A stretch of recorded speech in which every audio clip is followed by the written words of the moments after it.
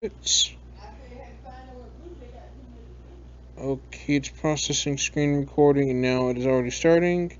This is part two of the conversation. The screen recorder only lasted until like 58 minutes, which it does not go that long.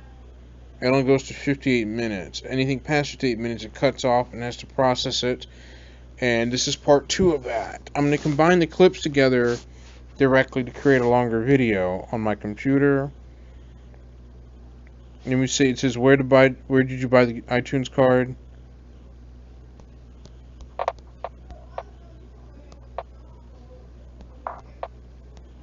Let's see, digital online. This person says you should have taken a picture of the iTunes card with the receipts and send it to the person. I'm not doing the receipt because the receipt may have sensitive information when in reality I don't have no receipt. And I'm going to directly get a hold of Google and let them know that the scammer is abusing Google Voice. I'm going to call them again. So hang on, please wait.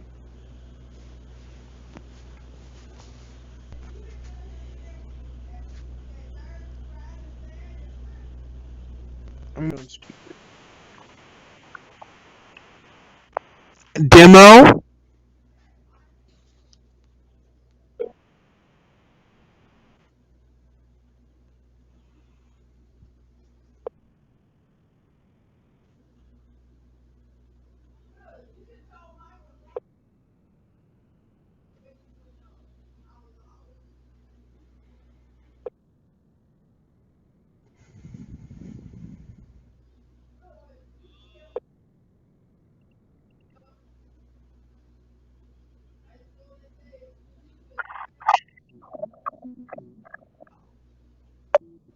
Hello, I'm just trying to call and contact you about the iTunes gift card. Please call me back. Thank you. Bye bye. And if they get mad because I sent them a fake non-existent code, then joke's on them. It sucks to be them to ask for that. As like I said in the previous part, or actually I should say that I've had another account do the exact same thing. At 734-234-6513, they all asked me within a few seconds apart from each other. Now let me go to this one. This one at 320-318-7980 also asked me the same thing within moments apart from the other two people that asked me to open T-Mobile Money, which is I don't know why they're asking me to do this. So let me just make sure I don't go to any image that's considered risque.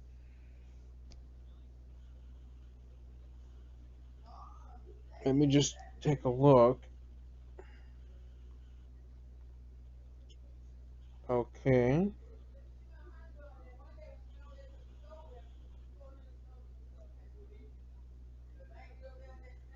Okay, let me just look at my other phone because I want to avoid showing any images in the conversation that might be inappropriate to show on YouTube if the person sends a picture of them, of a slightly risque picture of them that I don't want to show on that note.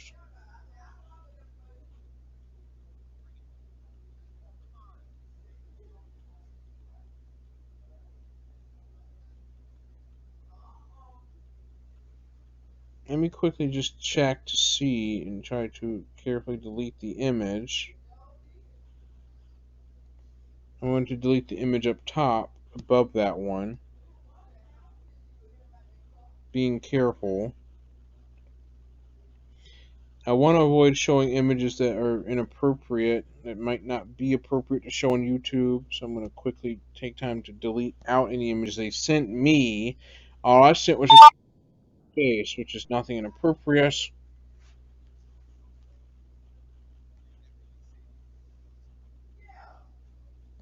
Okay, let me just go to. I want to be very careful. You know, that may be a little too much.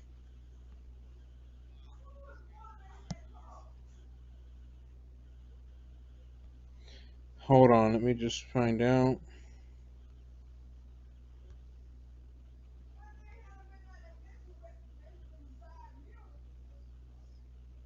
I basically spooked the scammer out by basically saying I know where they are and uploaded everything to YouTube to spook them out. And they want to see my ID, but let me just go to. There's an image of them sending a picture of a PS5. Well, basically, this person sends me a fake-looking image of a driver's license ID, which is kind of odd,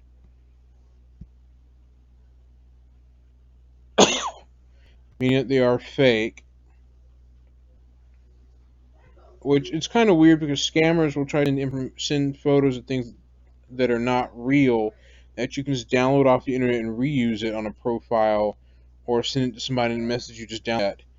And now that says shot on OnePlus, which is a little odd because most smartphones have a watermark thing you can put in the photo when you take a picture with the phone or tablet, and that right there is suspicious.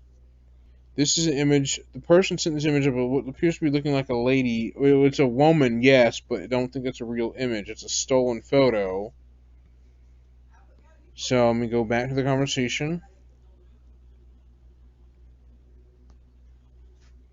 And this person asks, "Do you take screenshot when you buy the card on the site?"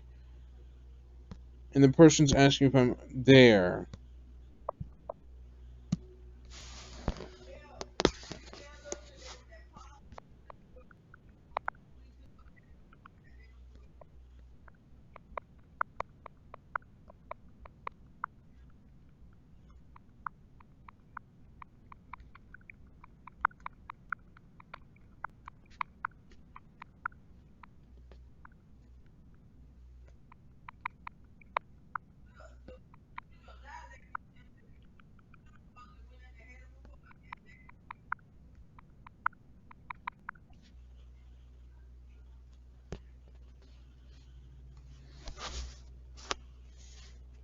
I like to scare scammers out of their misery by telling them I've recorded the conversation to YouTube and uploading it to YouTube so that way the whole world can see who they are and automatically just make them look bad.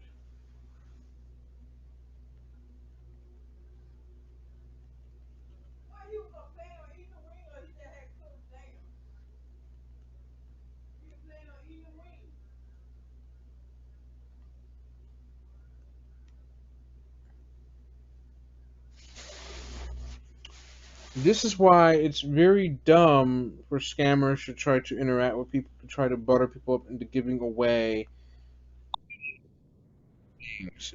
This person says, "Am checking in now," and something tells me that they're not in the U.S. They're not, so they have to be in Africa. They have to be there because it's a little odd.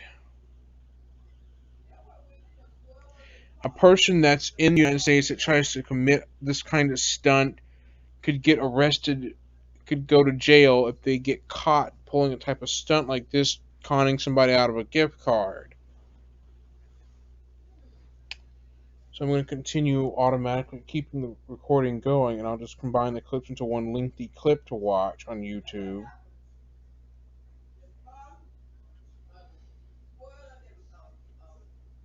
Let's see.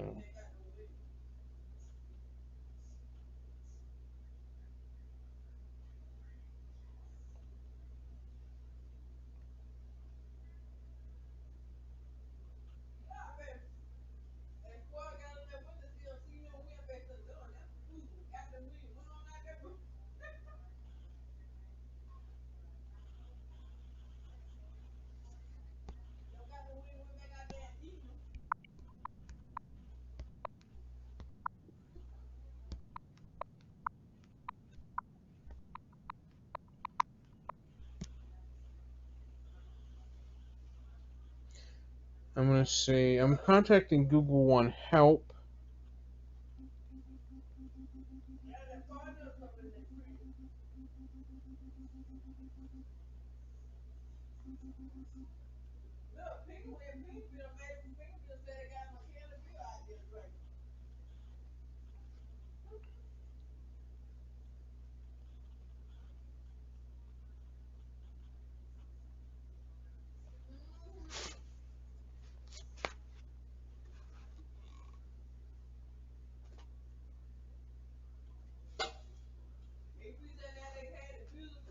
I'll be right back.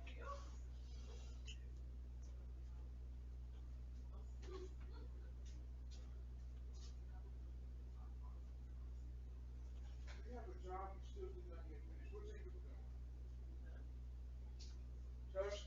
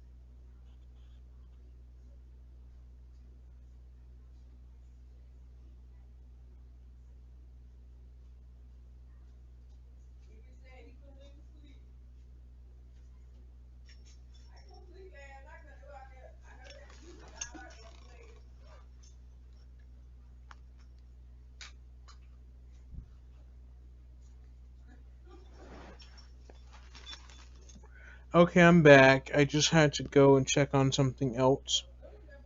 And this, I'm asking to show a screenshot.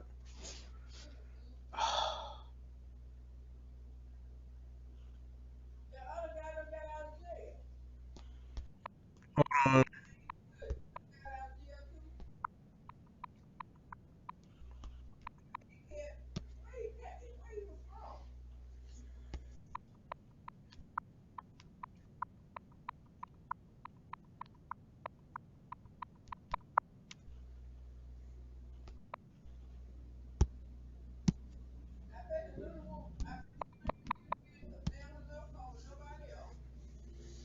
Okay, the person says, "What digital online do you get the iTunes gift card?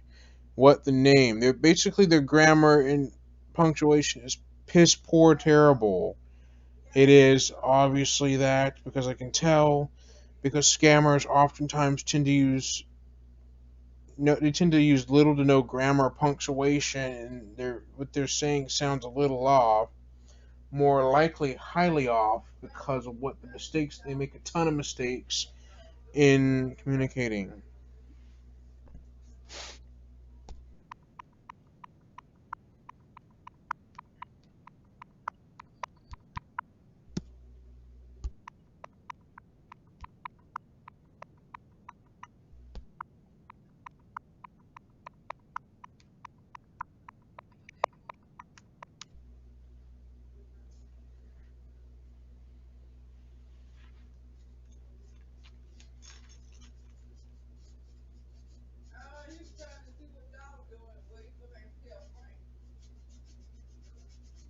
It says am asking cause the iTunes card is not working.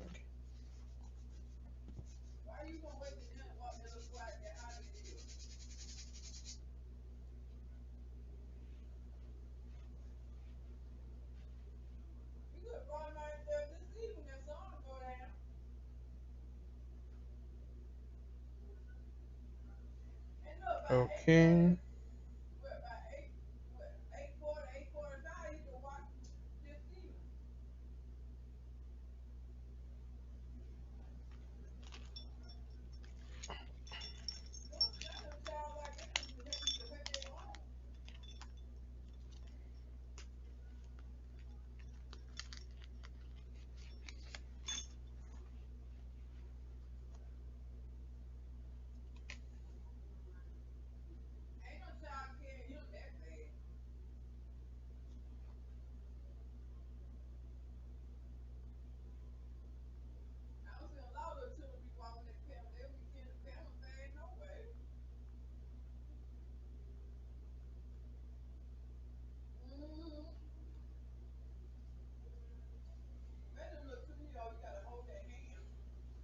This person is suspecting a lying to them.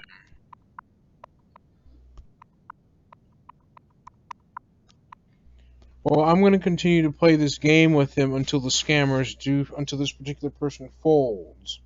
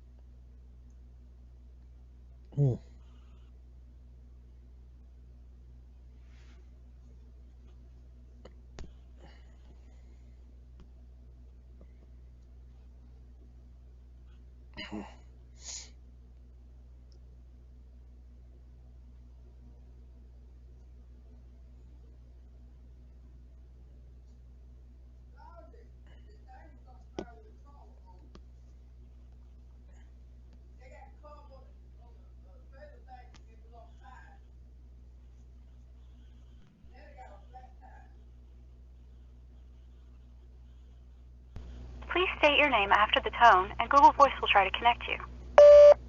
Demo?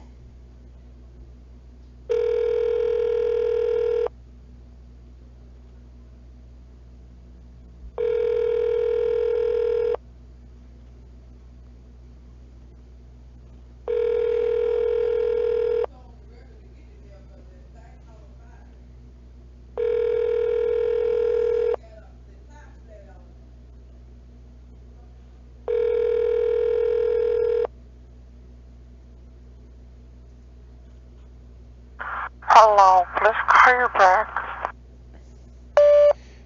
Can you please call me back? Thank you. Bye bye. Google support through Google One Help that Google Voice is currently being abused by scammers to commit fraud or do illicit things.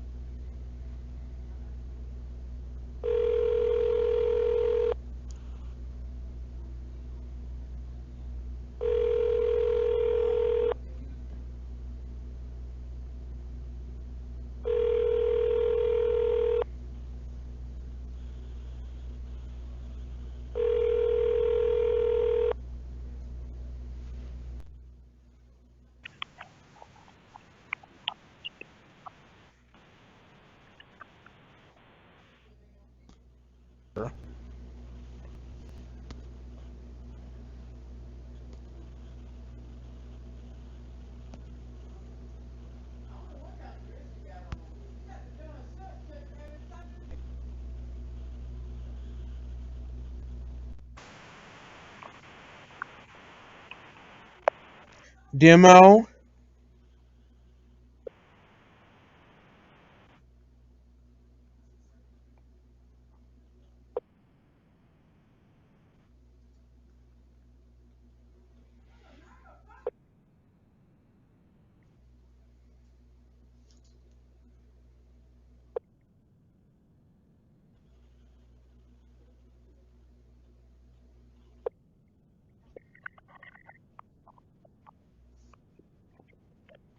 A web link to me, which is kind of weird. They say that they cannot click on any link, but they do.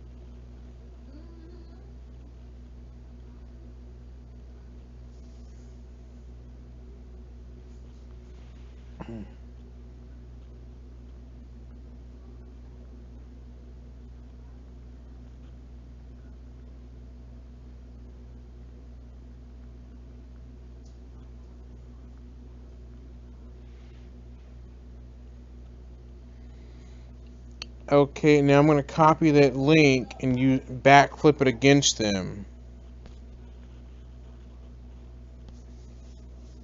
So basically I'm just fire it right back at them by simply visiting the grabapie.link to create a custom link based upon that.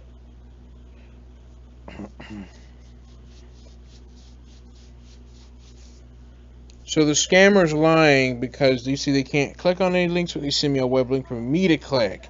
So, aha! So that's starting to get somewhere. My links.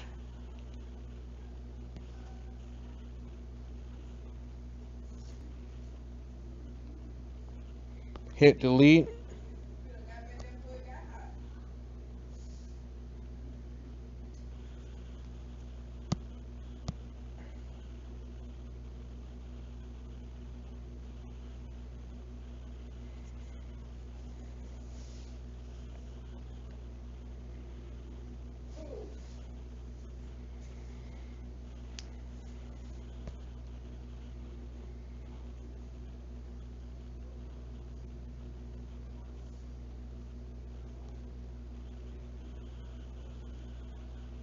They send me a link for me to click, but I'm going to backflip against them.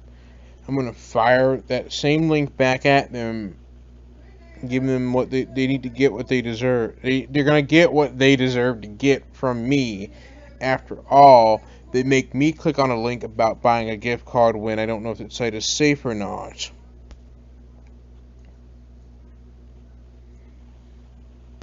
My gift card supply is a little weird. That's kind of weird the way the site URL is formatted. Ugh.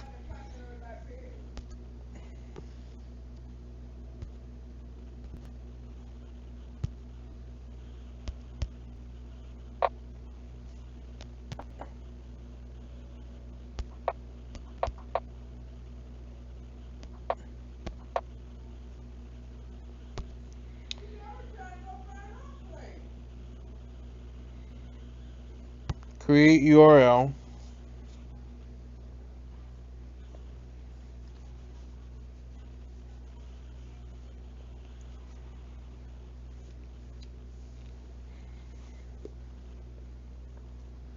I'm going to create a URL based on that, and then it will load my URL section or my links.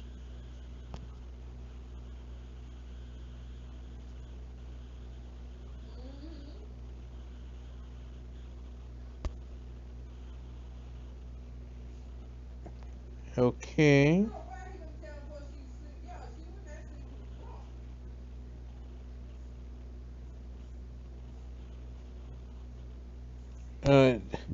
When I hit create URL, nothing happens. It should have created a URL by now.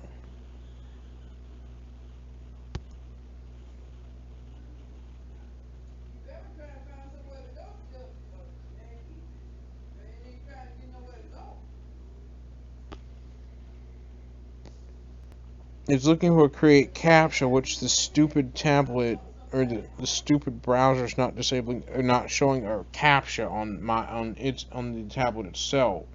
It does when I do it from a different device.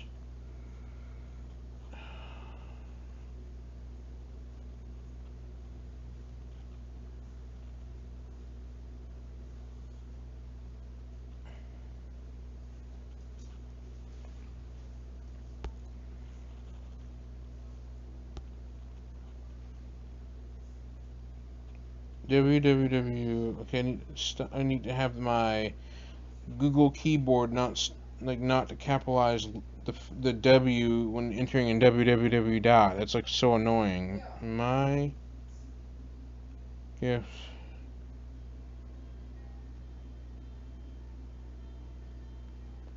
I hit create URL.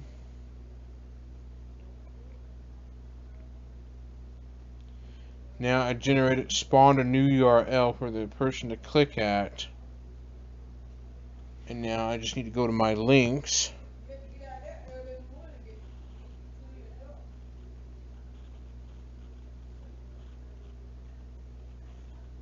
I click here. My tablet will not display any kind of captcha on my tablet. My other phone will, but I'm going to automatically change and modify.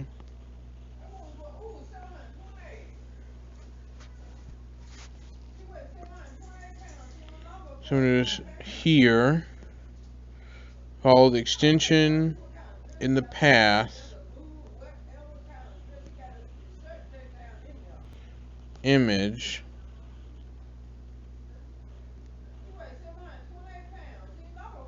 But it's an invite, not an image. So I'm going to do is an invite. Close.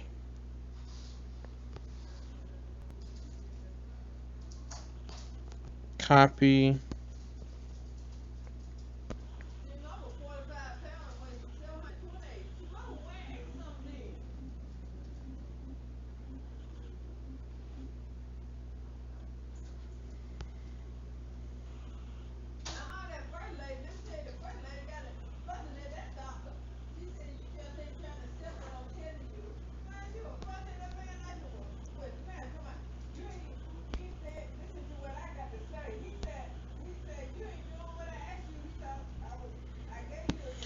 My tablet's just being stupid. I just want to take this tablet and blast it out of a cannon to destroy it because it is so frustrating how this thing doesn't want to work. Right.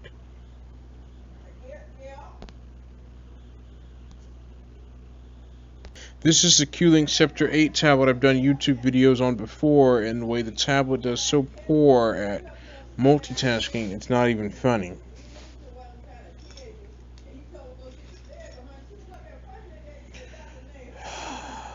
Hold on. This tablet has a gig of RAM, and it's using Android Oreo Go edition, which is why okay, this is using Android 11 Go edition. The Go edition of Android is meant for low RAM tablets and phones, so that's why. And let me just try to change, and make domain custom link.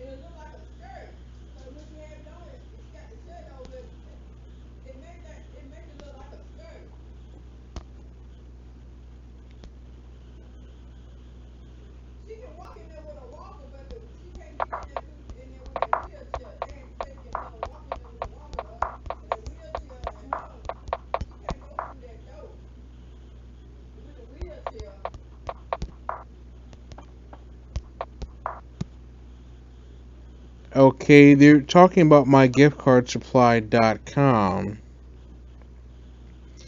So I want to check the URL of it and see what it is.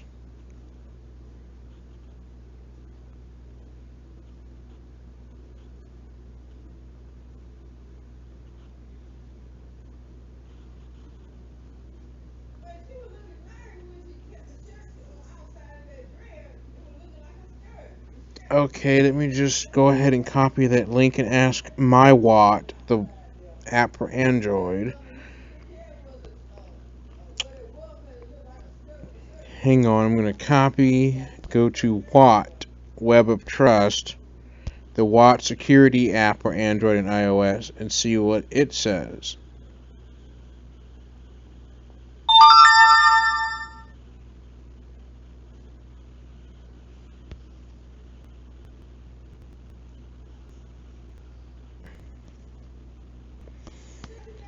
Okay, let me just close out.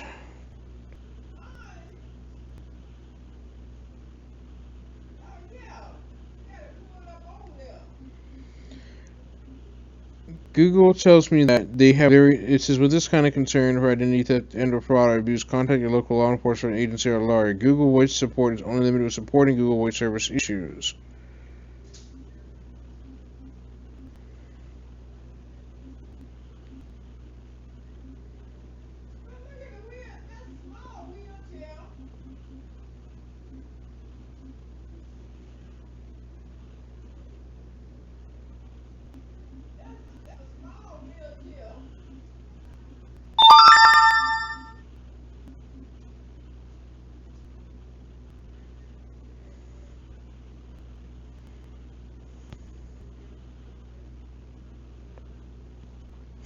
Unfortunately, the Google agent is saying that this is for fraud and abuse and things like this. Go to your local law enforcement. Well, what can the law enforcement do if a scammer is abusing Google Voice to kind of using it for the wrong reasons, like misusing Google Voice to do who knows what illicitly, when Google Voice is the product that scammers use to do that.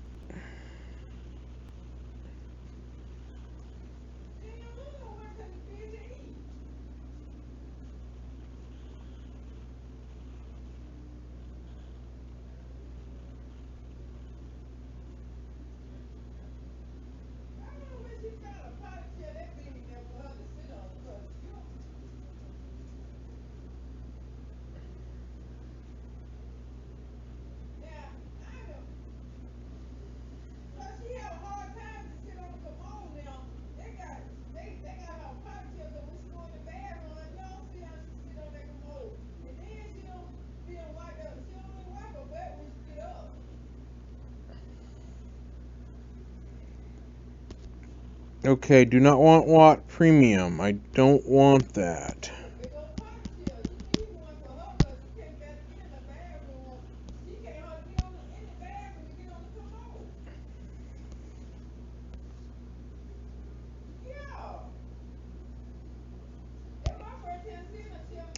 Activate safe browsing.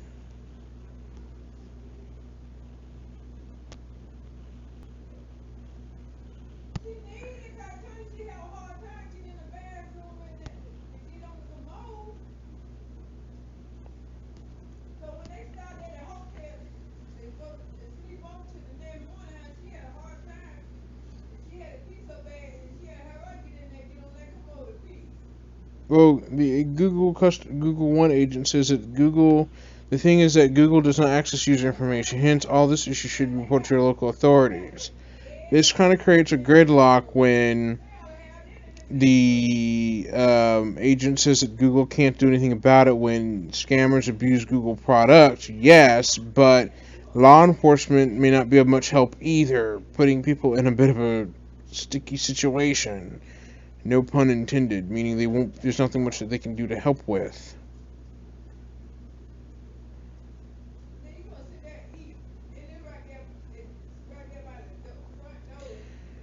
So I'm gonna have to do this the old-fashioned way. I'm gonna have to do this myself.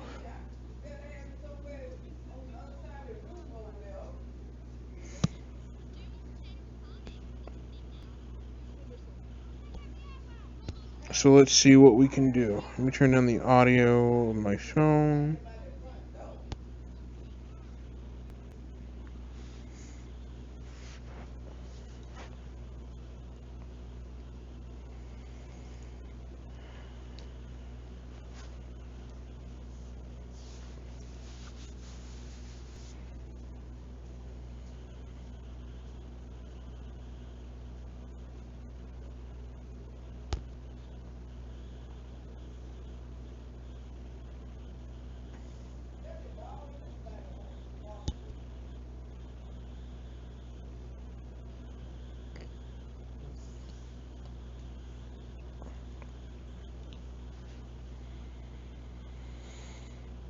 Like I said, talking to the Google One customer team doesn't seem to do anything much, and the thing is, this person wants me to buy a gift card on mygiftcardsupply.com, and there's something a little off.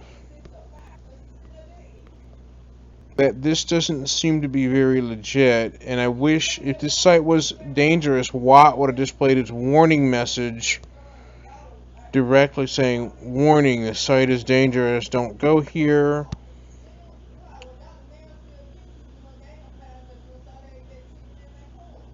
Let me just show you an example of this.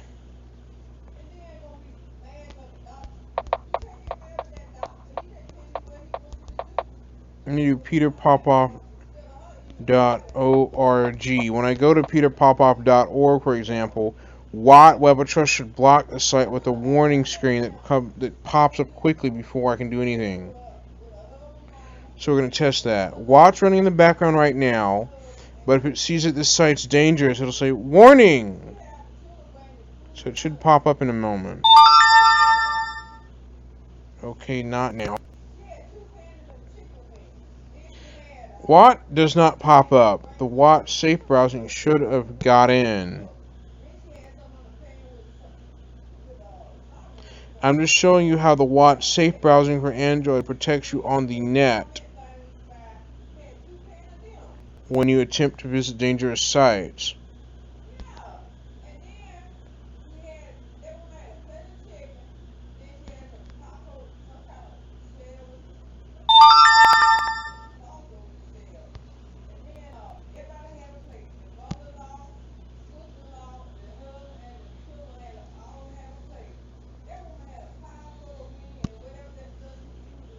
So Watt security, it's already set to on, but the safe browsing, stop, tap it to turn on, tap allow. Okay, I'm in the middle of trying to verify why Watt security won't kick in here. Okay, it says I am protected, so we should load Peter Popoff's website just as a test to show you how Watch safe browsing protects you when visiting risky sites.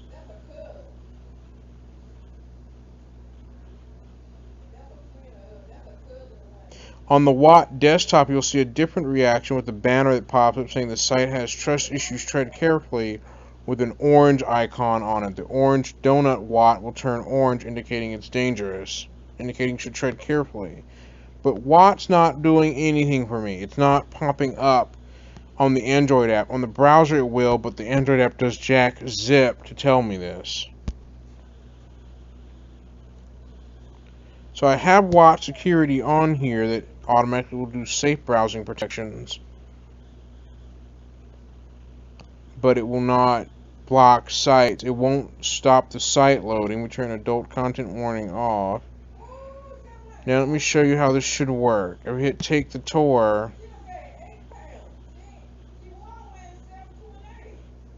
I tap always.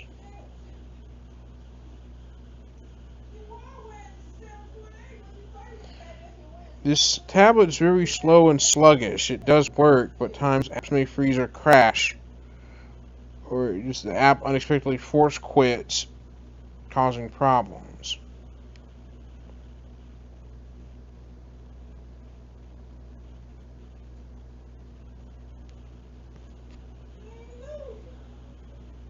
I know password to store safely, Google. Thanks for letting me know. I already know that. Google's motto is that they really cannot access customer data. Google can't do that. As what the agent from Google One has told me on my other phone through chat. So the Peter Popoff Ministries site does not work. But an example of people being conned out of money is through Peter Popoff Ministries, and I'll show you as well that alongside.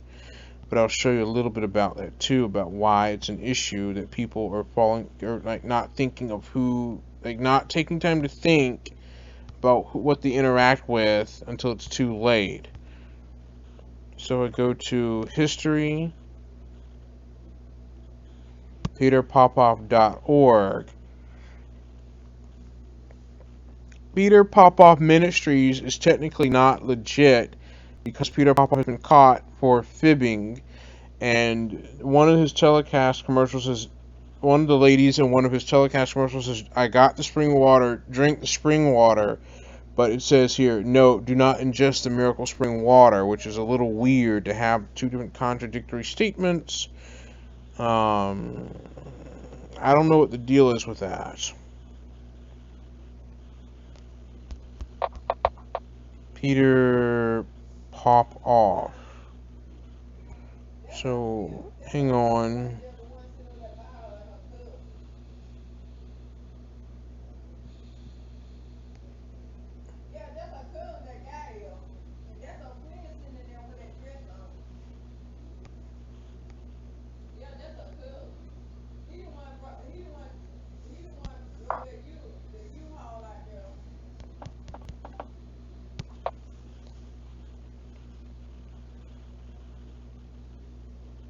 Okay, this is Peter Popoff. There's a televangelist that's known for fraudulent things, who claims to heal, like, the claims ailments of audience members, like misfortunes. Here it is. He's born in July 2nd, 1946. He's German-American, so he's German-born televangelist and debunked clairvoyant and faith healer. He was busted in 1986 for using a concealed earpiece to receive radio messages from his wife, Liz, who gave him the names, addresses, and ailments of audience members during Popoff-led religious services. So he's basically a German-born American. He was born in Germany but immigrated to immigrated to USA, and he is 75 years old. He was born in July, so he had a birthday this month because it is July. He was born in 1946. He was investigated by James Randi for fake things, such as trying to cure ailments, but skeptic groups later caught on to this things like that. And Popoff clapped back, saying his critics tools of the devil. So Peter Popoff clapped back, and James Randi and Steve Shaw, an illusionist professionally known as Banachek, with technical assistance from the crime scene analyst and electronics expert Alexander Jason, with computerized radio scanners, they were able to determine Peter Popoff's wife Elizabeth was using a wireless radio transmitter to broadcast information that she and her aides had culled from the prayer request cards filled out by audience members, things like that. The last part of the video is going to be talking about Peter Popoff and how he claims ailments, while the first to the middle part is about me trying to catch a scammer. It's so persistence of me getting a gift card for him, which I'm not going to do. I repeat, I'm not going to do that. But Peter Popoff has been referenced in popular culture in the 1992 Steve Martin dramedy of Leap of Faith, and a Broadway musical, same thing, and the 1990 death metal album Spiritual Healing was inspired by Popoff. The front cover artwork depicts a priest and almost identical to him healing a person in a wheelchair. Popoff was also inspiration for a character in the 2012 thriller film Red Lights, same thing. So basically, Peter Popoff has had some references in popular culture done to him. The fact that he's a fake faith healer, but that's enough about that. I am trying to get the scammer to click on that link I sent from claiming to be from Grabify of a gift card site to capture where they're at in the world, to know exactly where they are and to call them out on their BS. And I wouldn't be surprised if the scammers got all angry. They couldn't do much to me because they're somewhere else in the world, and the Google One agent told me that the only support for calling and porting of numbers to Google Voice, nothing else other than that.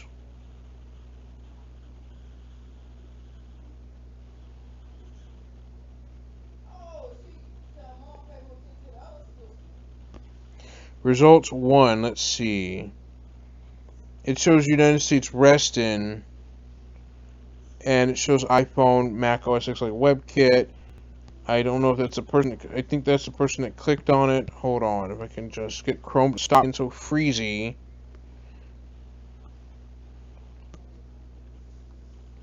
The ISP shown is from HostLab something. It's got a weird name that I don't want to screw up. I don't know if they're using a VPN or proxy, but the ISP shows HostLab something weird right here that I can try to search by Google searching. They're using an iPhone, iOS 12.5.2, and they're using an iPhone, so they are in the US, which confirms my suspicion, which does confirm that. But if I can search,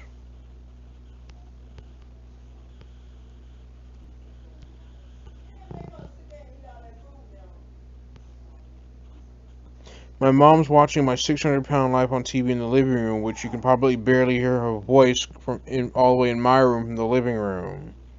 She's talking to one of my family members on the phone about my 600-pound life and the people on the show on TLC, so you might hear a little bit of that in the background from her during moments of silence from time to time.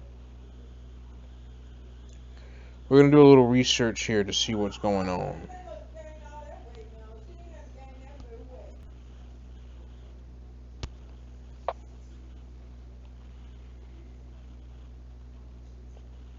Okay, this is unusual. The web hosting company in Bursa, Turkey. Okay, so this is a Turkish provider. This is technically not an American provider. This is a Turkish provider. So the person's in Turkey based on what it shows. That the internet service provider is a Turkish-based provider. So we're going to hide bots. Well, one of the persons that clicked on my link shows that it's from Reston, United States, and they're on an iPhone, Mac OS X like, and it shows the provider. So they may be using a VPN or something to try to appear as if they're in the US instead of the actual country they're from, which is my suspicion, which is why that this provider I cannot pronounce the name of is not in the US. It's directly in Turkey. It's a web hosting company down there. So that's what that is. So that answers my question real quick. Hang on.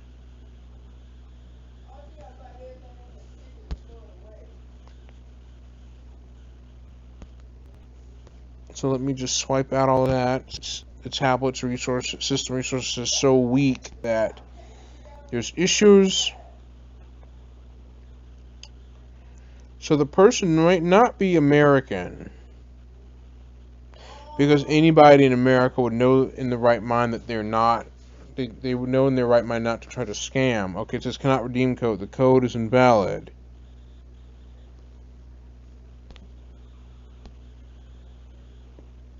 I'm going to say you.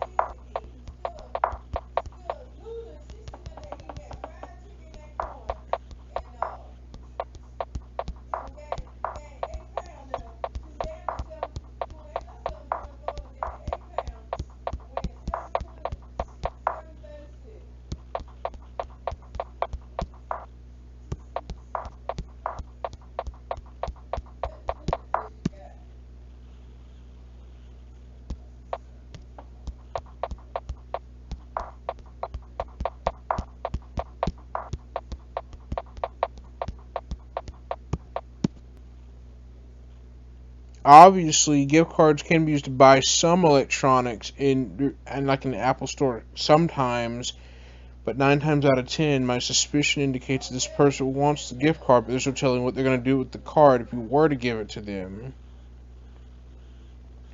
In fact, we're going to Google up and see if you can do that. If you can't, then I'm right. If not, then that'll explain everything.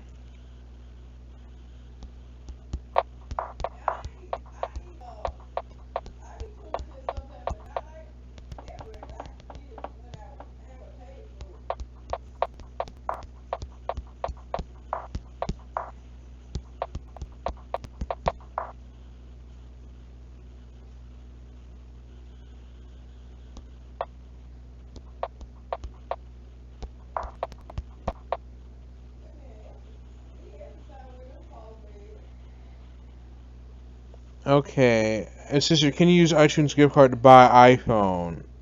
Okay, you can use gift cards to buy Apple products directly. You can do that, which you can do it. So obviously you can do that though. But this person is saying they're trying to upgrade their phone. But the new iPhone, the later iPhones are not really cheap.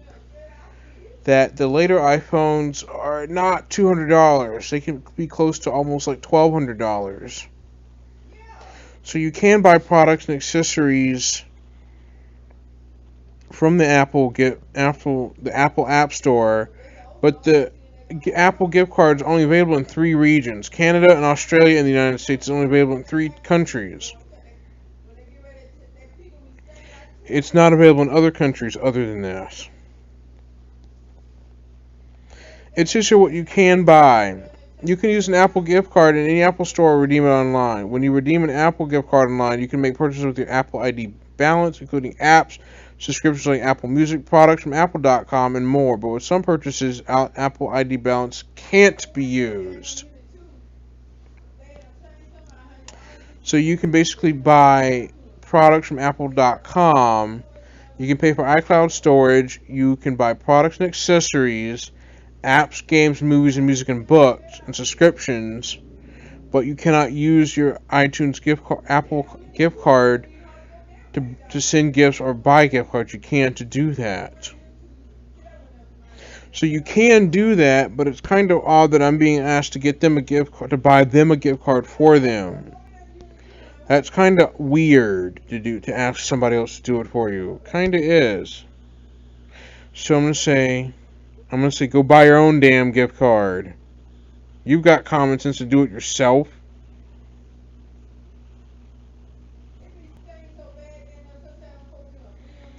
Hold on.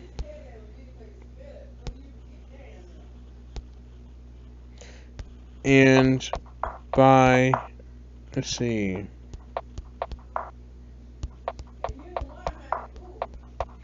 Buy your own damn GIFT gift CARD. Buy your own damn gift card.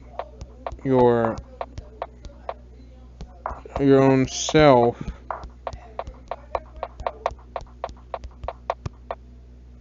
I say buy your own damn gift card. Your own self, mother effer.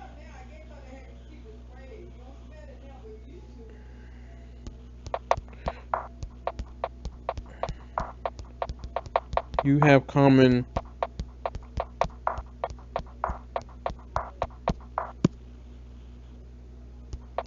I'll say you have a brain. Use it.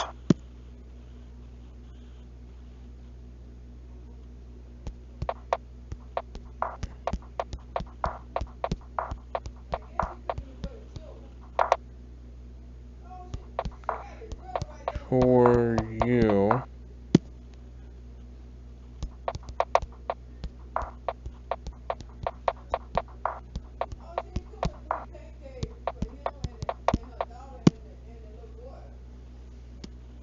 Yeah, so that's the end of that conversation. So I ripped into that person hard by giving them criticism and telling them they need to go do it themselves. Don't go asking me to do it. Or no, nor should you never dare buy anyone else a gift card if they ask you to do it for them. Don't do it. This is William Armstrong signing out, and I'll see you next time. Bye-bye.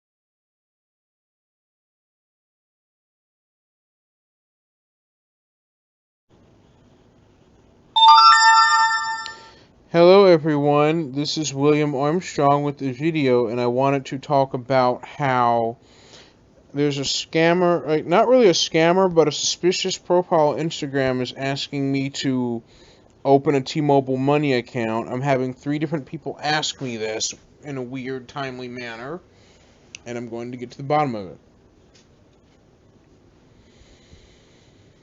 I should, if it'd be best if I played the Disney's Meet the Robinsons video game theme music right about now here. It's just some kind of like background music as a way of doing investigative detective work on who's who behind this.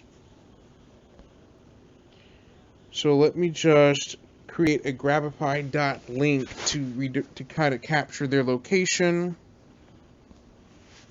and we'll know exactly where they're at. This is how I'm going to do it.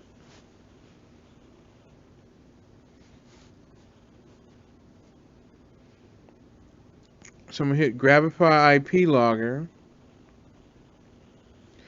I'm going to spoof a link to the T-Mobile Money website for a scammer to click on and know exactly where they're at, and we'll be able to find out who's who.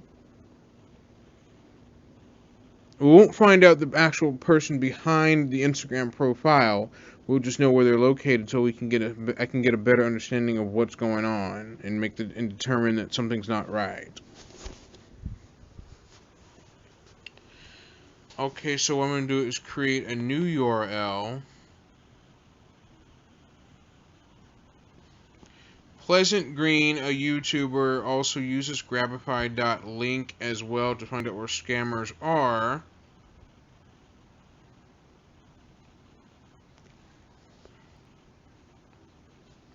Those are the different links you can create.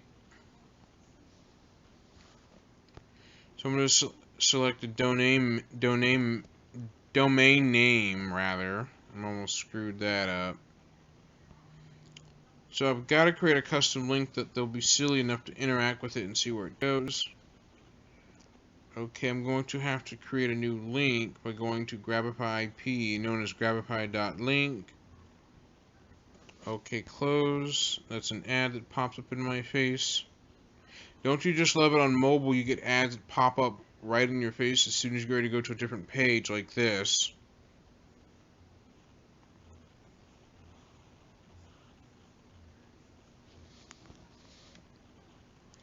I'm going to go to my links and delete a link. I can create multiple links if I choose. So I'm going to delete link. Delete that one.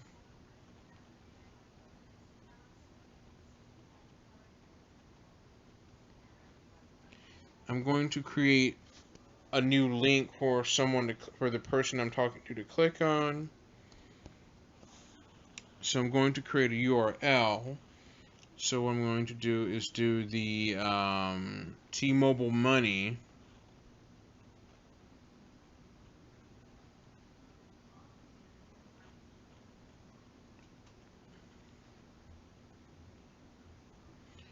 In order to get them to interact with it. So it's t-mobilemoney.com. So I'm going to do www. Okay, if the stupid keyboard can stop capitalizing letters. So I'm going to do T dash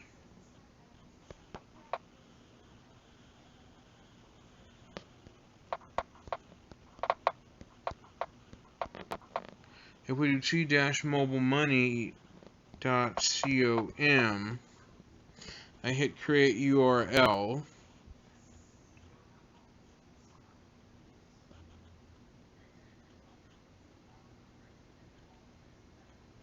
I'm going to make them click on the link, and if they do, then we'll end up knowing exactly where they're at.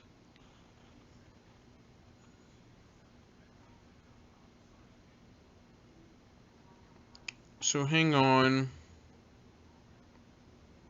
I'm using the Q-Link Chapter 8 tablet, of course, and this tablet is an all-winner chipset-based tablet, an all-winner Cortex A53 quad-core chip, and a tablet like this is not that fast either. It is terribly slow, and I'm attempting to create a URL for the person to click on to know exactly where they're located in the world. It'll just reveal what device they're using, what IP, what internet service provider, and where they are in the world, but it won't reveal who they are.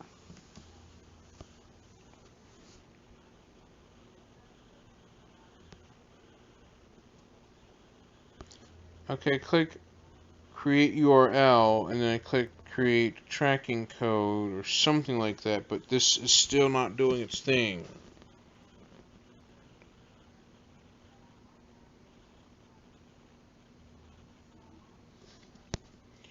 Create URL. Why is it not willing to cooperate here?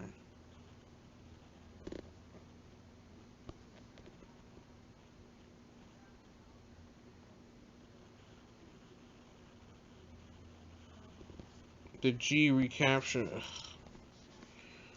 Oh, that's just stupid. I cannot do it from the tablet I've got. I gotta do it from my phone since my phone is faster than this tablet itself.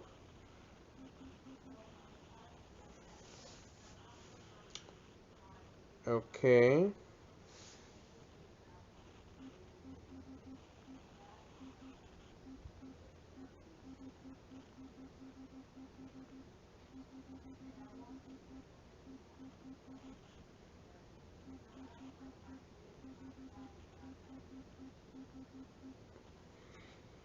So I'm going to click Create URL.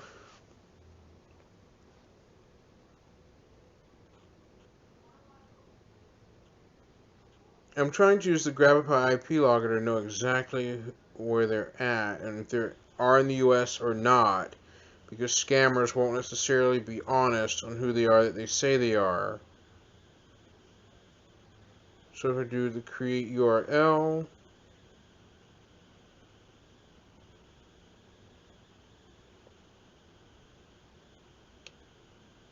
I did that, and now the original URL, now let me do a new URL, try to create two different ones.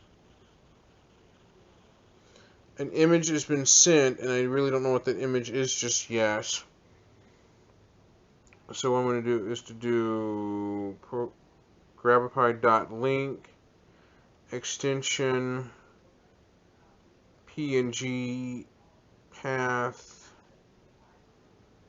image. Now to hit copy.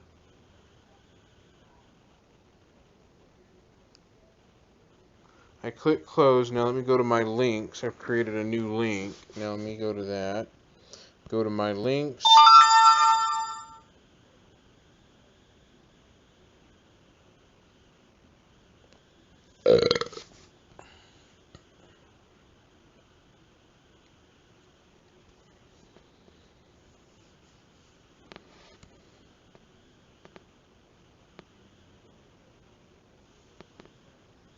Okay, I'm trying to load.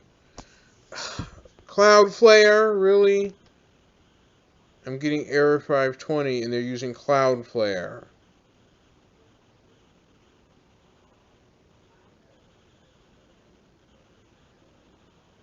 Stupid Cloudflare. Better yet, the website of Cloudflare, the website host that is using Cloudflare's network is acting a little funny.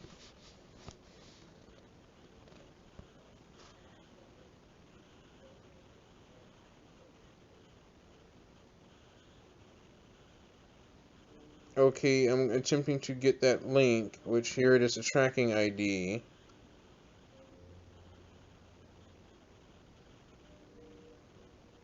Now what I'm going to do is copy that URL and have them to click it. It's going to look like if it's going to tmobilemoney.com, but when they click on that link, it'll automatically grab their IP and bounce it back to me. So I'm going to hit copy. Let me go to the Instagram conversation.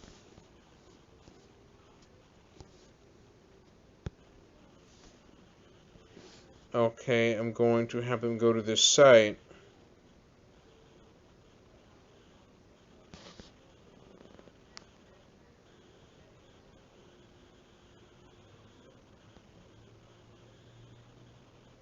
Hang on.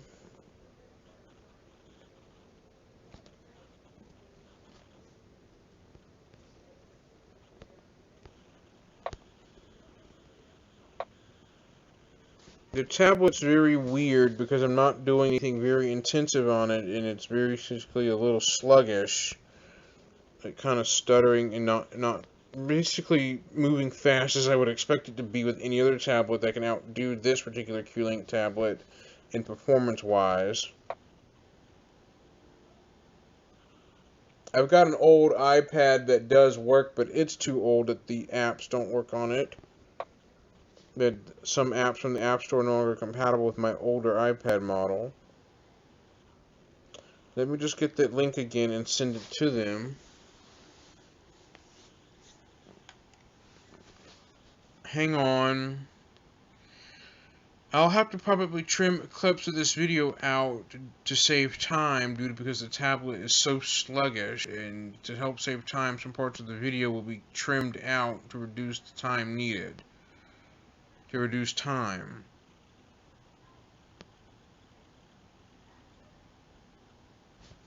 Let me quickly check Google Voice on my other phone because a scammer sent an image, and I want to make sure that person did not send an image that isn't risque. Otherwise, I'd face trouble if I showed that in the video.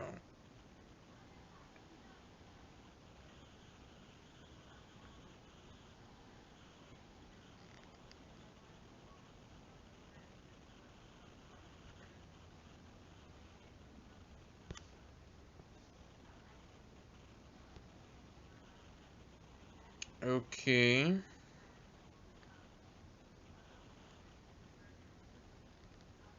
Hang on.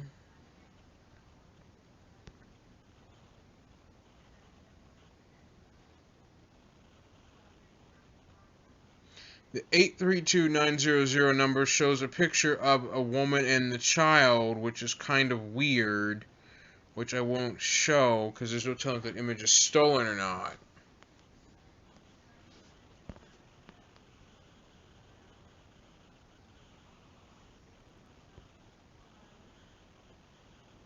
This is why when it comes to people on social media, I get very suspicious on why they're contacting me. People that I don't know nothing about, that are very weird, that have very weird hidden motives that I'm trying to catch them on and call them out. Like, basically just snap the mousetrap at them. Okay, why can't I not... this tablet. I'm trying to copy the Grabify.link. Trying to copy the actual link itself.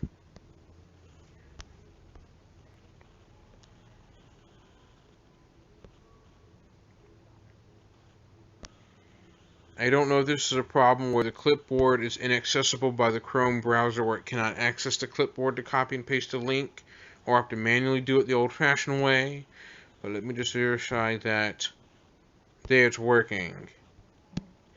I do this, I send them to this.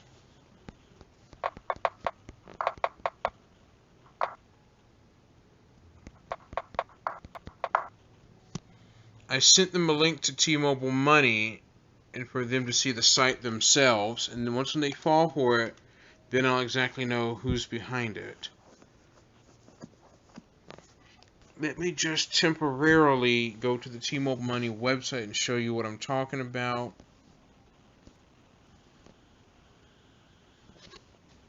I sent them that link and asked them to click on it.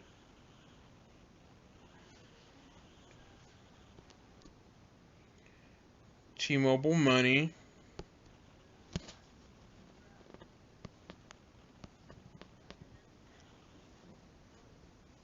Okay, let's go to the T-Mobile Money website.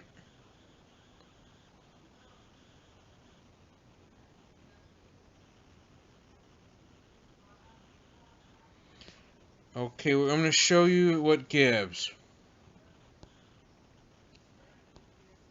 I'm going to show you why that T-Mobile Money is a thing that scammers may have a tough time trying to abuse and sign up for if they're outside of the U.S. because it's U.S. based, not worldwide enabled. Meaning you can only sign up if you're in the U.S. If you're outside of the U.S., this won't work. So we go to the FAQ and support status, or we go to support section of the site. It's powered by it's an FDIC member, it's powered by BMT. Now we go to security, privacy, and fraud.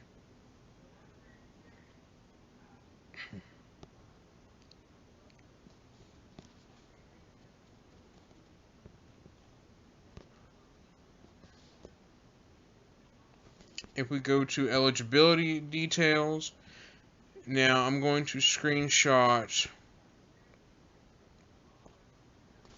this part of the site to send to the person. There. So I'm going to send them that. And it says you got to have a U.S. government issued ID or state issued driver's license ID. Things like that. So that's what it shows there on how you can sign up and how you're eligible, but it does not guarantee eligibility.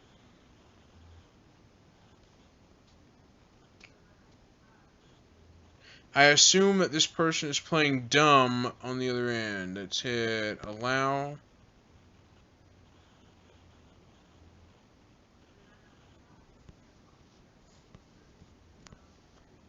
Okay, hold on.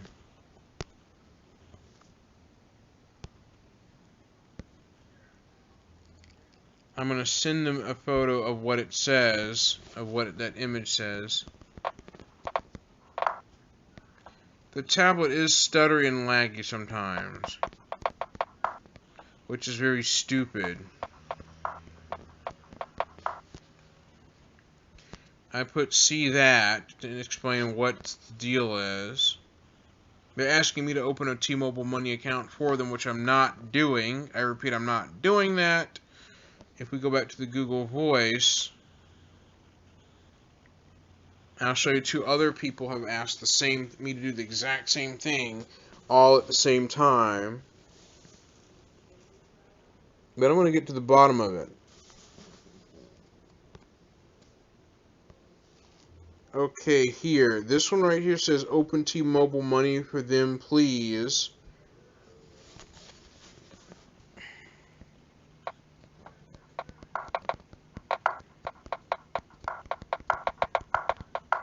And I'm going to lie to them and say I will open it for you, but I actually will not.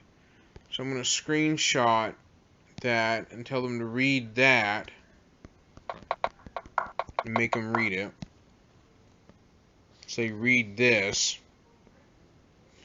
Basically, I sent them a lengthy screenshot about how to open a T-Mobile Money account, about why you cannot just open one up willy-nilly. Now I'm going to go back to the other number.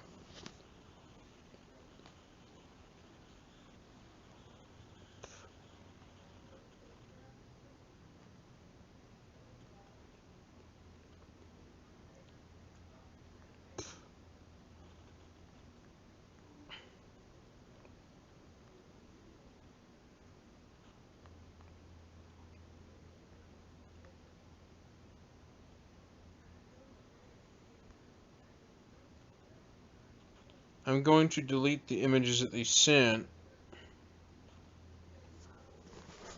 Hold on for a second, and I'll go back to the conversation.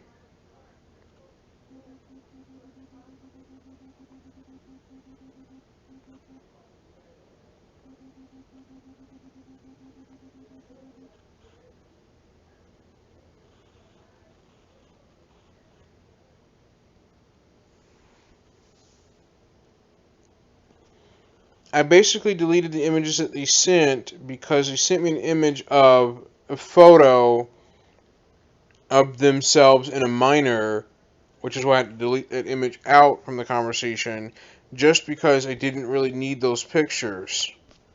I don't know what their intent was, but it's just kind of weird, so I went ahead and deleted it. Basically, I did a deletion from my end. I tap delete. It says, that's my daughter.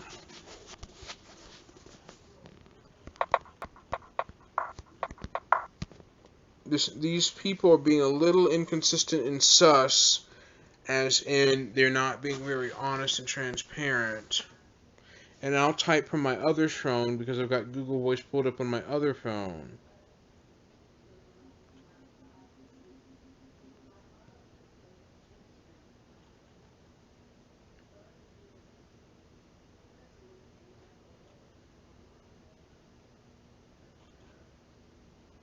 There, so I said, are you sure? Prove it. So I'll go back out.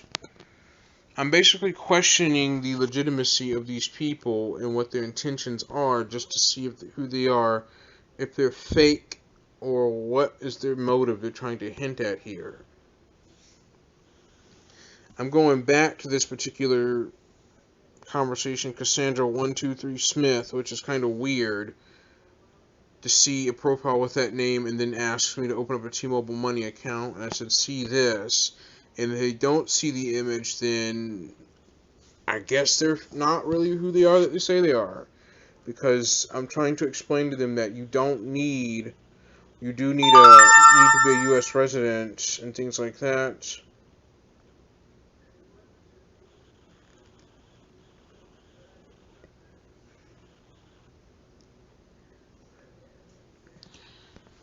Okay, let me ask them if they clicked on it.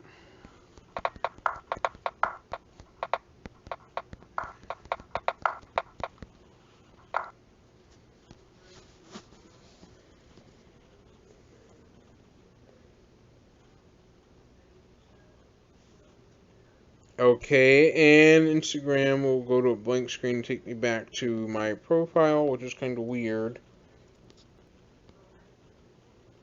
I'm back to my messages. Let me just go back to my message thing. Of course, you're going to see an image of Rob Zombie briefly appear up on screen because I'm trying to get back to my messages, and this tablet is so stupid, as in it won't let me, as in it's so sluggish when trying to do things. Like it's like it freezes and hangs sometimes. Just why.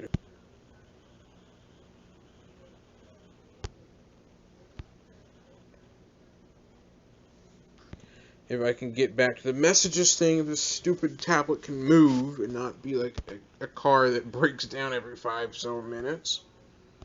So you'll just have to deal with the picture of Rob Zombie briefly until I can get back to the messages on Instagram. I'm trying to show there it is. I can show the conversation.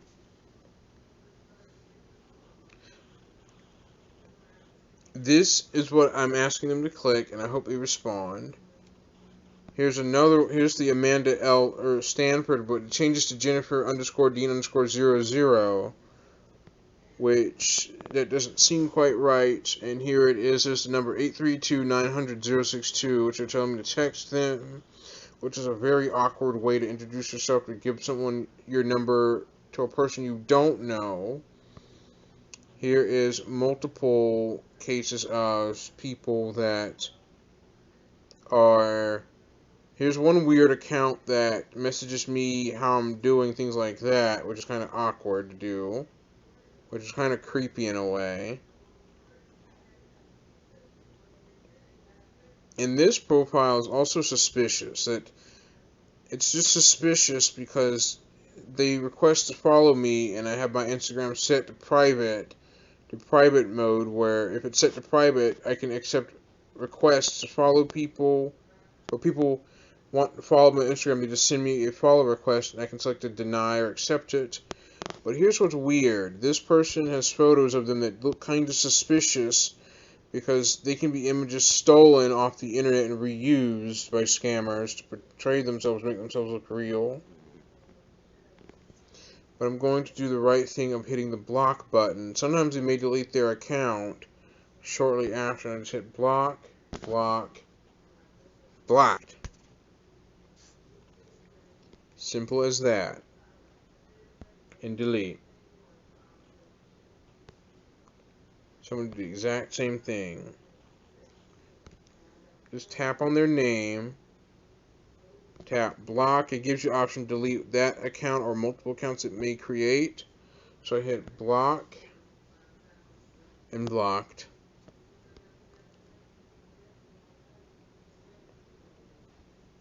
Delete. There. That fixes that issue. So now let me block. That person just wants you to text them outside of Instagram, which is a red flag, which I'm trying to see where this goes. All this is going.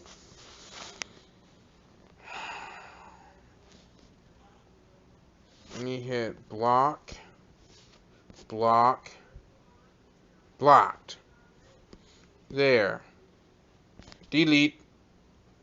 Bye-bye.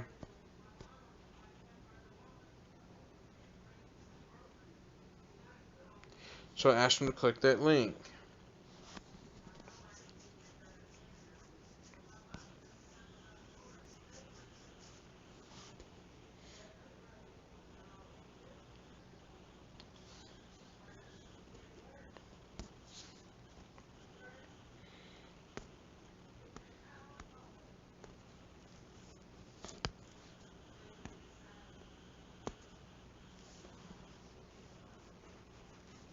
I sent a photo of just my face to them, which is relatively harmless, so it's not like they can do anything bad with it. And here I am with them again, conversing.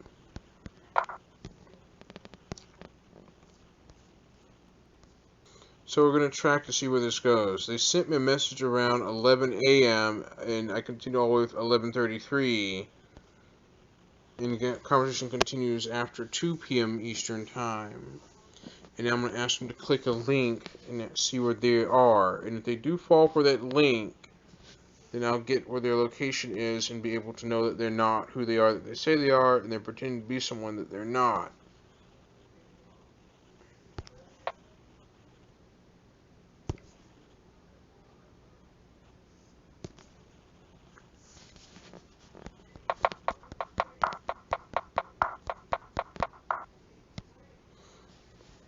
I say click this link.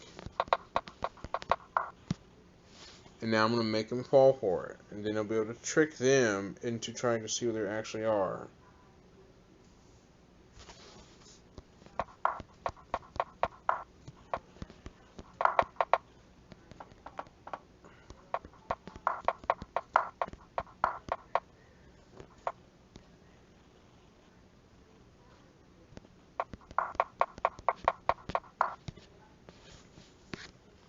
This person's like, why do you want me to link to that? That's the person's grammar is a little weird. It's highly suspicious to me because I've met a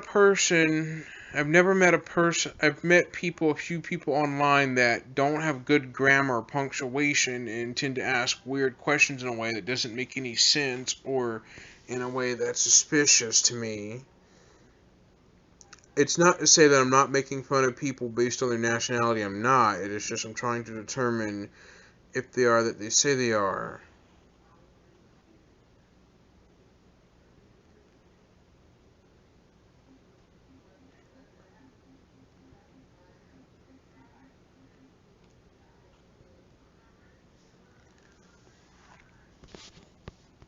Oh, what?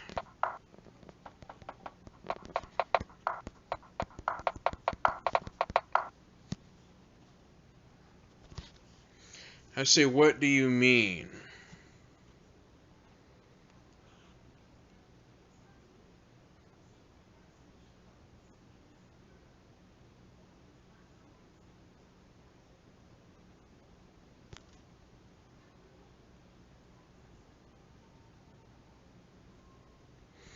This person says, I can't go on site till I upgrade my phone. Well, I'm going to find out what they're trying to say. Then, how?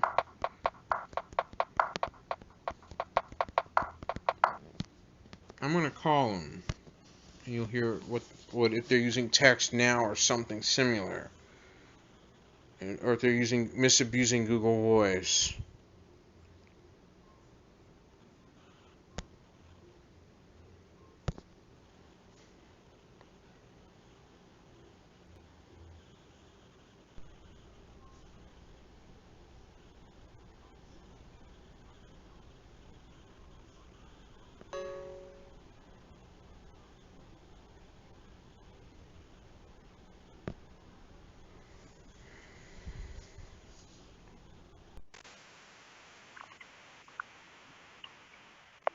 Demo.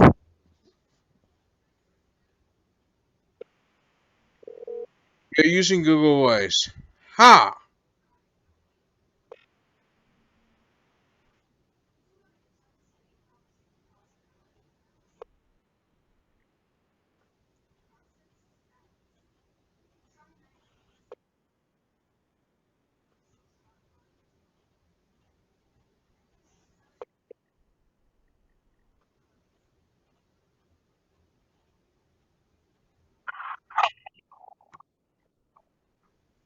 Okay. This is Demo calling, and I wanted to chat with you by voice. So can you please call me? Thank you. Bye bye. Asking weird questions.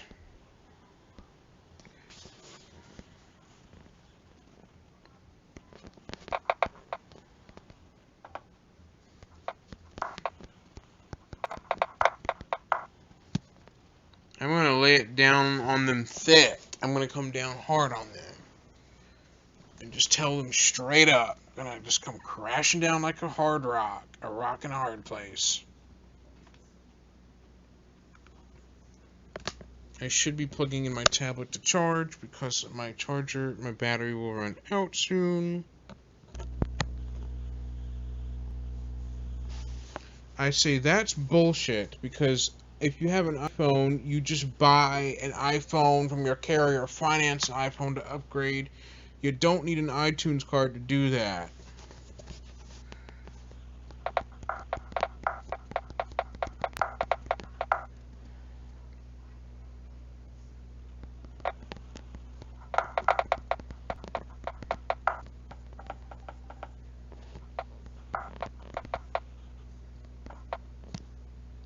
gonna go ahead and just shred him a new one, saying you bleeping don't need an iTunes card.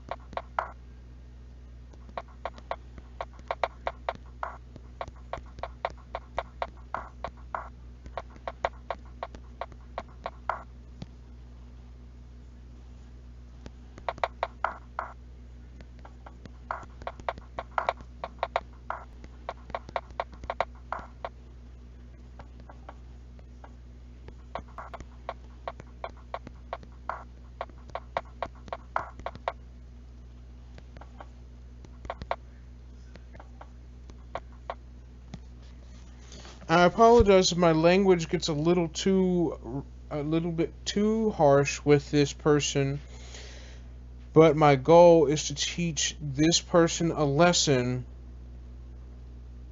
about you don't need a gift card to upgrade your phone. You technically don't. Like, that's a piss poor, shitty, lame ass excuse I've ever heard of. I can go, anybody that's like in America or the UK or in Australia can instantly buy another phone and upgrade to it by paying the purchase price of another phone with cash or a credit card or debit card or finance it.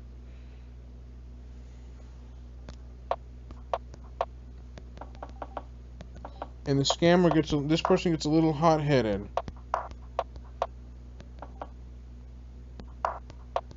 The scammer isn't telling the truth. This person isn't telling the truth.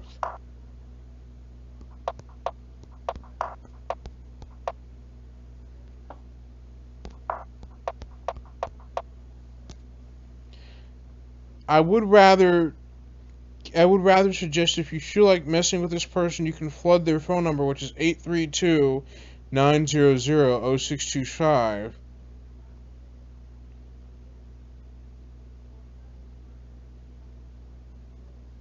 Unfortunately, Google Voice can be used by scammers to do illicit activities, which makes it very difficult for Google to shut down scammers that misabuse Google Voice for illegal reasons. It makes it very difficult for Google to shut it down. Very difficult. This one here says, if you don't believe me, buy. I don't lie, I hate lying. Well, the person's lying. You're just clearly making it look like they're not. And I'm in the middle of backfiring it at them to make it look like that they are.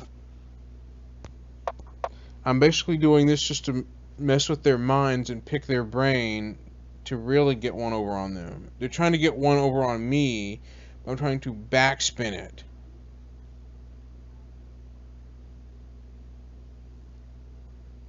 I'm trying to backspin as I'm trying to backfire the stunt, give them the taste of their own medicine, and make them look idiotic and bad, and basically just blacklist them as bad people.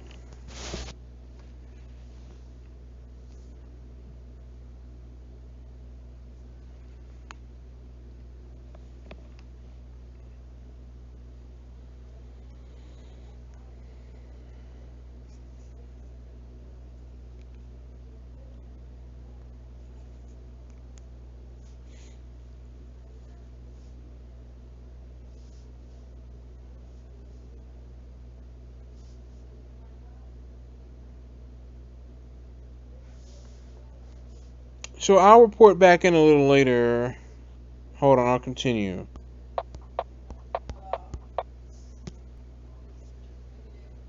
I wish I could generate a fake gift card for the scammer. Like, generate a fake one. That's it. I could try to spoof a fake one. Scammers oftentimes will ask a receipt to make sure that it's legitimate. But, not with me.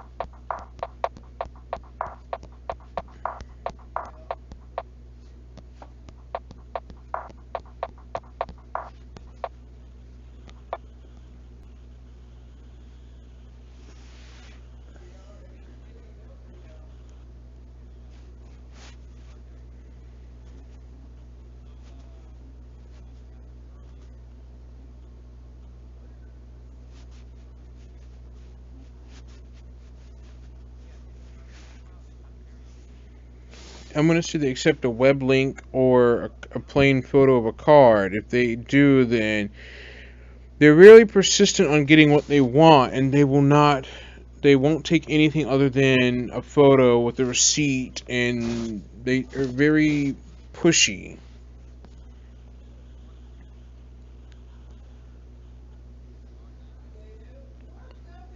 So let me just go to Google Go. Google Go is a lightweight version of Google Search for Android Go Edition. And I'm going to do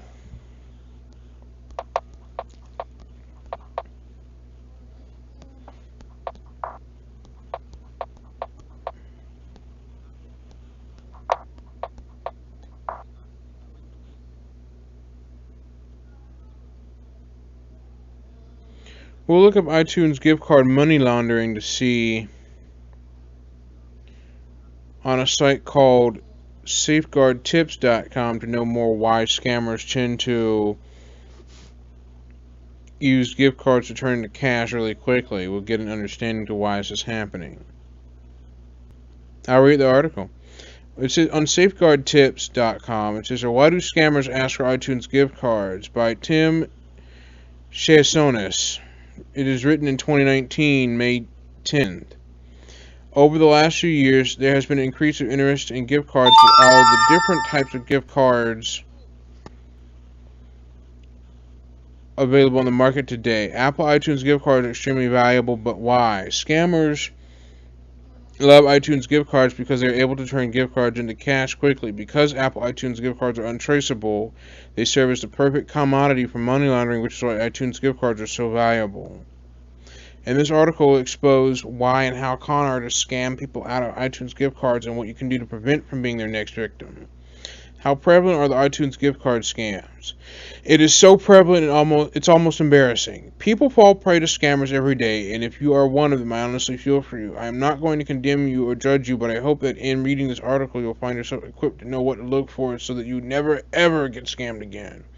The number one priority of the scammer is to get the victim to quickly read the number on the back of the iTunes gift card. A scammer may initially contact you someone by email, text, or even by calling them on their cell phone. After convincing them that they need their help, they will do whatever it takes to get them into the store to purchase iTunes gift card.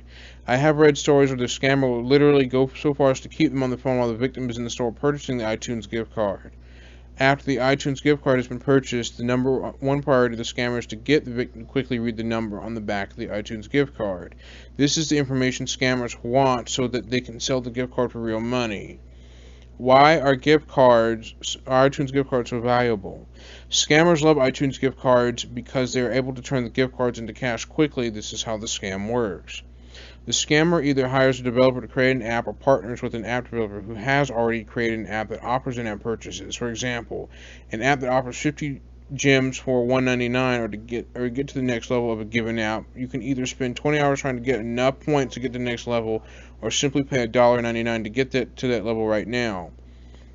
Now, once the partnership has been established, the scammer will then do their best to get the people to purchase iTunes gift cards by pulling on their heartstrings of the victim.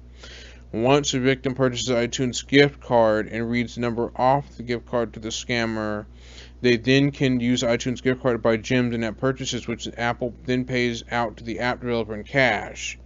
Because Apple iTunes gift cards are untraceable, this serves as the perfect money laundering scheme, which is why iTunes gift cards are so valuable. How to recognize an iTunes gift card scam. If you only remember one thing from this entire article, remember this. If you're not physically at an Apple store and someone asks you to pay for anything using an iTunes gift card, then understand it is a scam. There's absolutely zero reason to use an iTunes gift card to pay for anything. That is what cash is for. If someone asks you to either purchase an iTunes gift card and then send it to them, or if they simply just want the serial number off the back of the card, then understand that they are scammers and are trying to scam you. If someone other than an Apple representative at an Apple store asks you to use an iTunes gift card, this article should say gift card, not give card to pay for anything. It is a scam. How do scammers get away with this? Up there at the top, when I highlight right here, when I long press to highlight, you can see it says give card, It should say and it should say the Apple Store.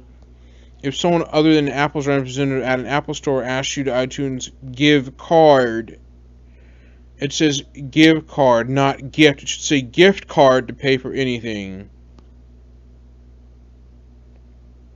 How do scammers get away with this? It is almost always due to the naivety of the victim. They just do not recognize a scam when they see one, and often are not thinking an email could be a phishing scam. There are two popular ways in which scammers try to scam businesses and organizations. One method is to send carefully tailored emails to people in an organization that appear to come from legitimate email addresses within the company, perhaps from an employer. These emails are written in such a way as to make the recipient feel guilty if they do not help out their boss by purchasing iTunes gift cards for them. Due to the nature of the emergency, the boss requests that they take a picture of the front and the back. Okay, there's a ton of grammar, there's a ton of spelling errors. It says front and back faux. It should say of, not faux. The word faux, or the word of, is spelled incorrectly. The F is reversed to the behind the O instead of the F to the right of the O. So it says back faux, not back of the iTunes gift card, and send it to the boss the email address came from. A second method that scammers will use takes a lot more effort and expertise. They will use malware hidden in an email attachment, or they might provide a malicious phishing link for one to click on so that they can gain access to the network of the given organization in an attempt to see what they might be working in an attempt to figure out what the needs they might have. Once discovered, then they will then approach leadership of the organization as a contractor with fictitious business propositions. How to report an iTunes gift card scam. Do not go to the store that you purchased the iTunes gift card from and ask for your money back. Apple states on their website, if you believe you're a victim of a scam involving an App Store and iTunes gift card or Apple Store gift cards, that you should call 1-800-275-2273 and then press 6 or other and say operator to be connected to a real person where you can share your experience. Additionally, you can file a complaint with the Federal Trade Commission, or you can call the FTC's Consumer Response Center at 1-877-FTC-HELP, 1-877-382-4357. Do not go to the store that you purchased the iTunes gift card from and ask for your money back, as they are not responsible for what you do with the iTunes gift card after purchasing it. As a victim of an iTunes gift card scam, what recourse do you have? Let me state from the get-go, Apple will not refund your money. If you buy an iTunes gift card and give that card away for any reason, Apple will not refund you, and I don't blame them. I would not refund the value of the gift card either. If I may, let me explain by offering a personal story from experience. If you fall prey to such a scam, don't go to Apple, go to the police. About 20 years ago, a homeless man who walked with a heavy limp held a sign outside of a local shopping mall that read, "We'll work for food to feed family." Out of compassion, we give this homeless man $50 worth of groceries to feed his family, and I even told him to meet me at the same spot the next day and I would help him find a job. Not only he did not show up, but when I flagged down the patrolling mall security vehicle to inquire of the homeless man, the police told me he's a known con artist and he does that for a living, fake limp and all. Clearly, I was a victim here and I was conned. I fell for the scam. Do I now have the right to go to the grocery store and demand that they refund me for the $50 that I spent on groceries for the homeless man? Of course not. Neither does Apple have any obligation to refund victims who fall prey to con artists who convince them to purchase iTunes gift cards for them. If you fall prey to such a scam, don't go to Apple, as they can't help you.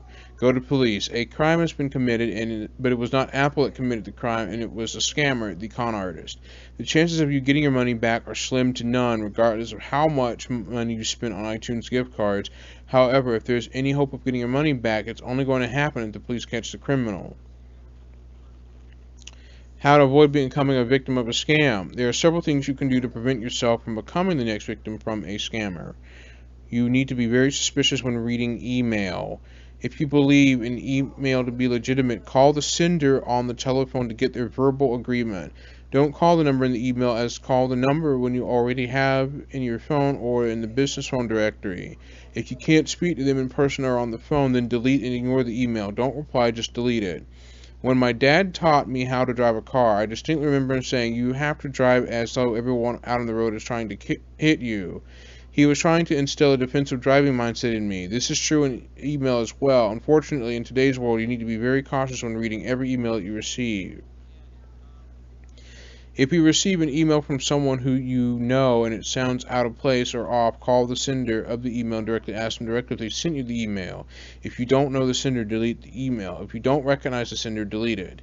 There's one thing you can do to prevent yourself from becoming a victim of these scammers. You can use an app available for iOS and Android called Privacy Star. When a call comes in, it will tell you the name of the caller and why they're calling before you even answer the phone. SafeguardTips.com has no affiliation with this company. However, you can download the app here if you like. The bottom line is that if you receive a text message or a phone call from a number you do not recognize, or even a handwritten letter from someone you don't know, ignore it. If it's that important, the one trying to contact you will find another way to contact you. You always want to verify any request that comes to you, and remember that if any other than an Apple employee at an Apple store asks you to pay for anything using an iTunes gift card, it's a scam. Okay. Closing thoughts. iTunes gift cards should only ever be used to purchase items in the iTunes Store, iBook Store, iBook Store, App Store, for an Apple Music membership. You should only use iTunes gift cards to purchase from your iPhone, iPad, or computer, or in person at an official Apple Store. Just like a Home Depot gift card cannot be used anywhere else other than the Home Depot, so too an iTunes gift card can't be used for any other reason than to purchase Apple products from Apple. If someone other than Apple representative at an Apple store asks you to use an iTunes gift card to pay for anything, it's a scam. This article is written by Tim Chesonis. Yeah, that's basically the whole gist of that. Safeguard Tips is a website that I found just by Google searching iTunes gift card money laundering. And let me just exit out of here. Apple has a thing about gift card scams that scammers tend to use gift cards to do illicit activities because gift cards are untraceable. Therefore, scammers tend to go off that route.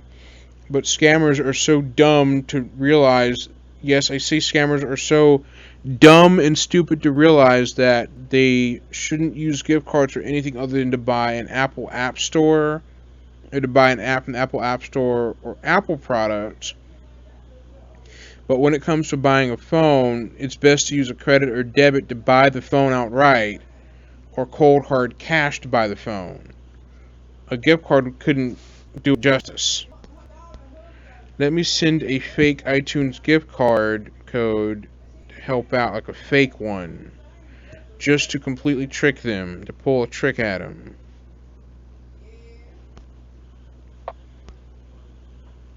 I'm going to send a random string of, let me just get an iTunes gift picture, an image. Well, it says it's kind of weird that they cannot click on any web links, but I'm going to trick them. I'm going to get them. What I'm going to do is use a game code that is slightly different, that is not an iTunes code, but a game serial key, but modify the key so it is different. So I'll do 6.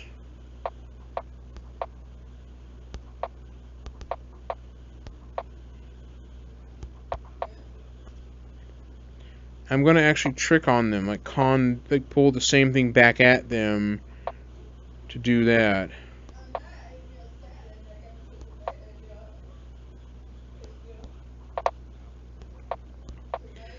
Note that this is just a random fake code, not an actual real code.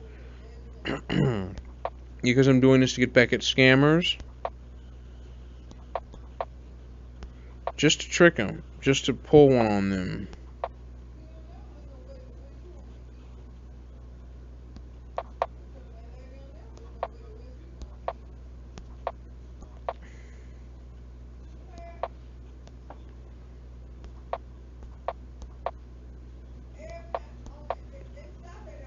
There, I'm going to send them that and let them enter it in and see if there actually are. Just see what how they react. If they say it's invalid or try to send me a fake screenshot or a false screenshot, then I know that they're not real. I've had a scammer send a fake low quality picture of a picture of a FedEx site that requires an Amazon gift card code to be entered to claim winnings, which is another bullshit, fake, piss poor way to make up an excuse for somebody to fall for it. and I'm going to pull it back at them. I'm going to backfire it right back at them, and if they get mad and get all hostile, then that's what they get. They get what they deserve.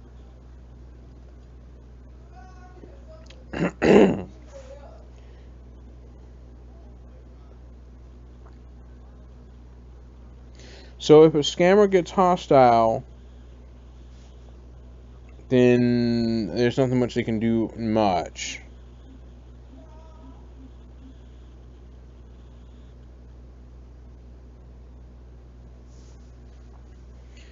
Okay.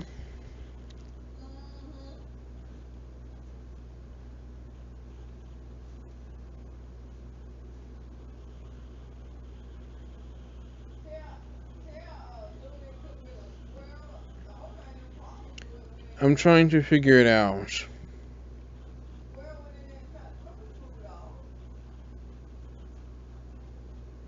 Nope.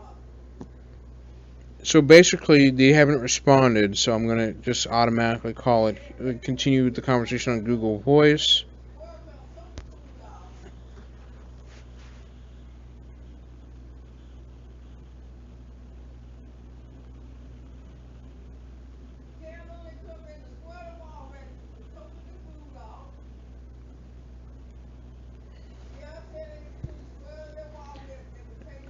Hold on. Let's see.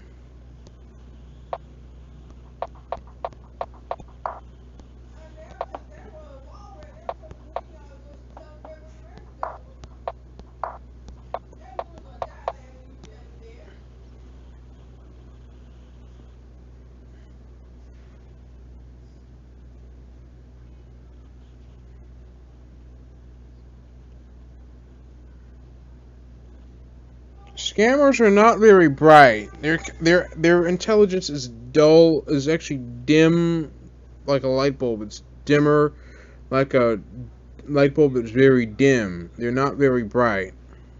They're not very smart. Just because scammers have a habit of making a ton of mistakes that are easy to catch them on, and scammers oftentimes goof off and make a simple mistake, a big mistake that leads to that.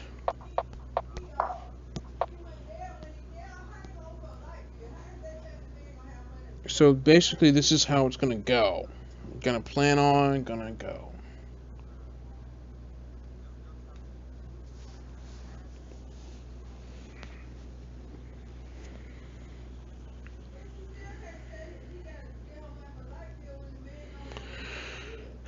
So we're gonna see where this is going.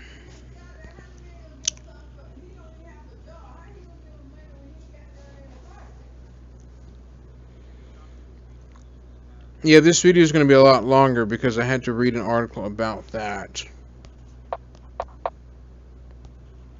I gave them a fake code that leads essentially to nowhere fast. This is just so I can trick them and really get them to crumble and fold underneath my trickery against them. I'm pulling their own stunt back at them.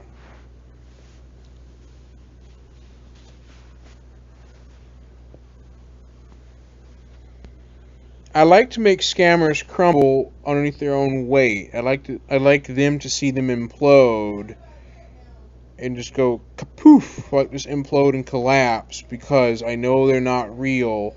And this person over Google Voice is asking me to buy them, is asking for iTunes gift card, and the other one was asking me to open T-Mobile Money, and I'm giving them the middle finger treatment, telling them to go F off, and don't even dare ask me that. So I basically blocked the account. So they can't contact me once I have them permanently blocked and not unblock them. So I'm going to kick them off of my Instagram, put them on block, and give them middle finger treatment. Now we're going to go back to the Google Voice convo. So let's see how long I've been going on recording. This tablet, I've been going on for 58 minutes, so it'll be a lot. This video will be very lengthy to explain everything in full detail. You can feel free to skip around parts of the video if you want to get to the important parts or avoid the less important parts. This one's like, you should have taken the picture of a iTunes gift card with the receipts and send it to me. Once again, the scammers get a little pressing to get a photo of the receipt and card. They're getting very pressing to get that. Let me see, you... Okay, hold on. You said you can't click on anything. So I'm basically going to play a little bit of a limbo or a little bit of a hopscotch or a little bit of a hot potato with the scammer back and forth, passing the conversation back and forth, back and forth, back and forth repetitively until the scammer gets mad and loses it, and or just blows a fuse, blows a gasket big time. And they get mad and start calling me names, and I know that they're not real, that they're not